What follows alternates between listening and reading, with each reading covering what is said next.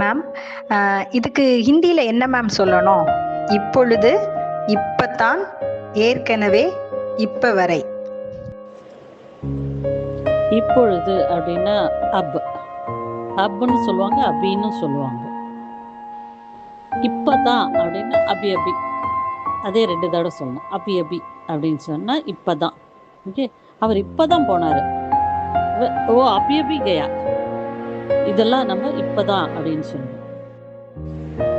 ஏற்கனவே அப்படின்னா பெஹலே, பெஹலே அப்படின்னு சொல்லணும். ஓகேவா, ஏற்கனவே நான் செஞ்சுட்டேன். பெஹலேயி, அந்த ஹி அப்படின்னா அந்த ஸ்ட்ரெஸ் கொடுக்குறோம் நம்ம. பெஹலேயி மே கர்தியா அப்படின்வாங்க. முதல்ல அப்படின்றதுக்கு ஏற்கனவே.